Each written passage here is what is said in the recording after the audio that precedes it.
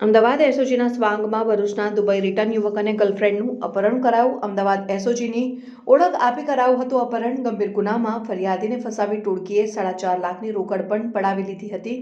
માંજરપુર પોલીસે આ મામલે તાંદલજાના આફતાબ પઠાણ અને વડોદરા સેન્ટ્રલ જેલના હવાલદાર યાજ્ઞિકની કરી ધરપકડ. જ્યારે કાનાભાઈ સહિત 2 પોલીસની પકડથી દૂર. જોકે અપહરણ કરાયેલી યુવતી ક્યાં તે એક સવાલ.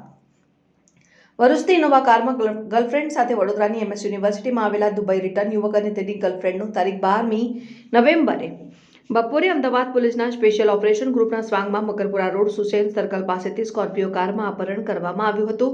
યુવતીને ક્યાં લઈ જવાઈ હતી તે યુવકને ખ્યાલ નથી, પરંતુ યુવકને તેની જ ઇનોવામાં અમદાવાદ સિટી એમ લઈ જવાયો હતો. તો તું શું કામ કરે છે અને કેવા કામ કરે છે તે અમને ખબર છે. અમારા PI તને ઊંધો લટકાવીને મારશે તેવી ધમકી આપીને પતાવટ કરવા માટે ₹50 લાખની માંગણી કરી હતી.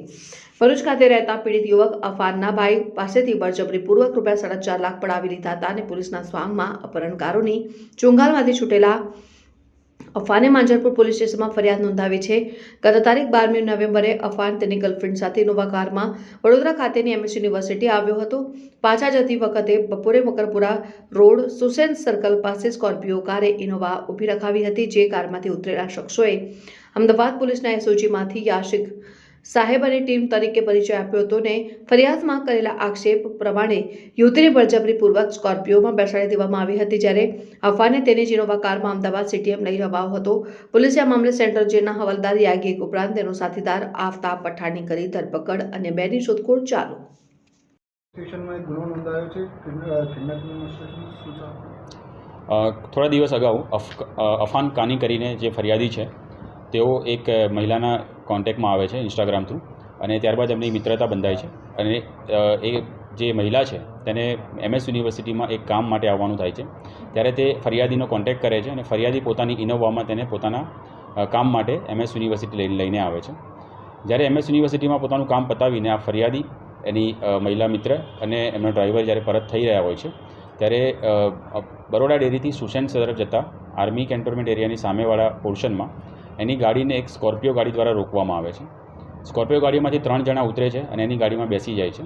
પછી થોડી આગળ જઈને એ 3 બેસેલા અન્ય ઈસમોમાંથી એક ઈસમ જે આની મહિલા ફ્રેન્ડ છે ફરિયાદીની, તેને લઈને ઉતરી જાય છે અને એ અલગ ગાડીમાં નીકળી જાય છે.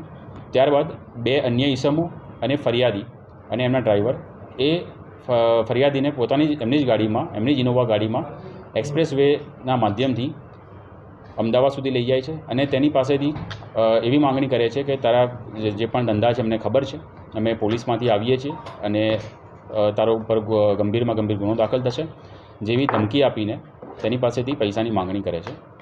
અંતે 4 લાખ રૂપિયાની માંગણી કરે છે અને પરત બરોડા ફરે છે. ફરિયાદીના ભાઈનો કોન્ટેક્ટ કરવામાં આવે છે અને ફરિયાદીના ભાઈને કહેવામાં આવે છે કે લાલબાગ બ્રિજની નીચે આવેલા SBI ATMની બહાર 4 લાખ રૂપિયા મૂકવાનું કહે છે. અને જ્યારે ફરિયાદીનો ભાઈ 4 લાખ રૂપિયા મૂકી દે છે ત્યારે અન્ય કોઈ ઈસમ આવીને એ પૈસા કલેક્ટ કરી લે છે. ત્યારબાદ તેનો ફોન જે આરોપી છે તે પોતાની પાસે રાખી લે છે અને ફરિયાદીને ત્યાં જ ઇનોવા ગાડીમાં રાત્રે છોડી દે છે. ફરિયાદી ખૂબ જ ડરેલી હાલતમાં પોતાના ઘરે જાય છે અને બીજા દિવસે ફરીથી તેનો કોન્ટેક્ટ કરવામાં આવે છે આરોપી દ્વારા અને અન્ય પૈસાની માંગણી કરવામાં આવે છે.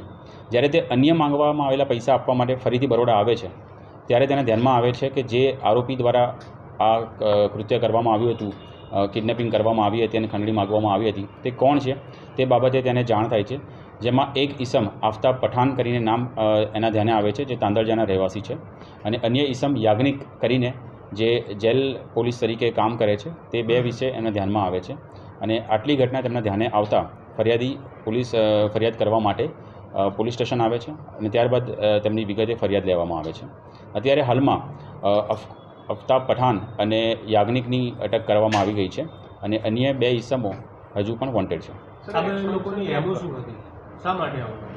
એમની મોડસ ઓપરેન્ડી એ હતી કે એને રોકીને એની પાસેથી પૈસા પડાવવા એમની મેઇન મોડસ ઓપરેન્ડી હતી. તેમની પાસે એવા કોઈ પુરાવા છે કે જેના આધાર પર પૈસા માંગી શકે છે એ બાબતે તપાસ કરવાની ચાલુ છે.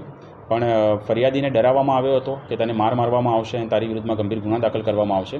આ રીતે એને ડરાવીને એની પાસેથી પૈસા પડાવવાનો એમનો મેઇન મોડસ ઓપરેન્ડી અત્યારે હાલમાં ધ્યાને આવ્યો છે. પોલીસકર્મી કોણ છે?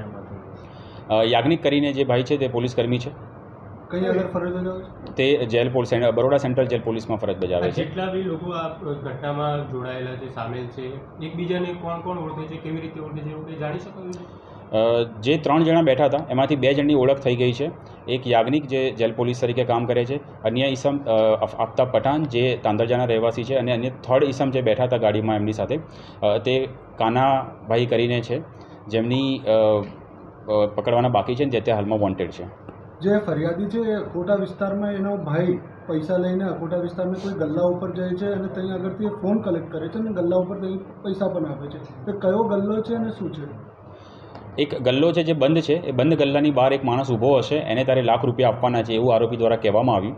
ત્યારે ફરિયાદીનો ભાઈ એ ₹1,00,000 આપવા જાય છે. ત્યારે એ ભાઈ પૂછે છે કે તું આ પૈસા શાના માટે આપે છે? ત્યારે તમામ ઘટના ફરિયાદીનો ભાઈ જ્યારે જણાવે છે ત્યારે એ જેને પૈસા આપવાના છે એ વ્યક્તિ દ્વારા આ નામ ખોલવામાં આવે છે કે આ જે વ્યક્તિ છે આ ચીટર છે અને આ રીતે ચીટિંગના કામ કરે છે.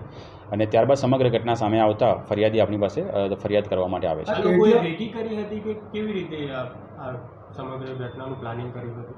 એ બાબતે હજુ તપાસ કરવાની રહેશે કે એ લોકોની જે મૂવમેન્ટ છે, મૂવમેન્ટ પર આ લોકોની વોચ હતી કે નહીં, તે અન્ય ટેકનિકલ પુરાવાના આધારે તપાસ કરવામાં આવશે.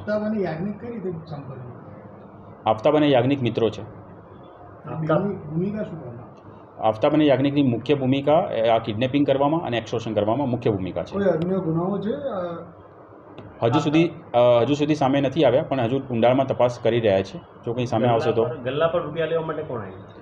ગલ્લા પર રૂપિયા લેવા માટે જે આવ્યો તો એ ઈસમ પાનના ગલ્લાવાળો જ હતો એવું એમનું કહેવું છે.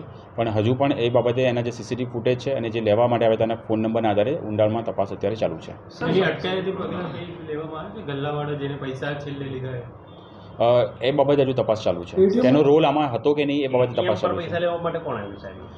એટીએમ પર જે પૈસા લેવા માટે આવ્યા હતા તેમનો આ લોકોએ વિડીયો ઉતાર્યો છે એવું ફરિયાદીનું કહેવું છે. ફરિયાદીએ એ વિડીયો આપણને આપ્યો પણ છે, તો તેની ખરાઈ હાલમાં ચાલુ છે. અને ફરિયાદીના કહેવા પ્રમાણે જે યાજ્ઞિક છે તે એટીએમ પાસે પૈસા લેવા માટે કેટલા લોકો સંડોવાયેલા હોવાનું કહે છે? અત્યારે હાલમાં 4 લોકો સંડોવાયેલા હોવાનું ધ્યાને આવ્યું છે.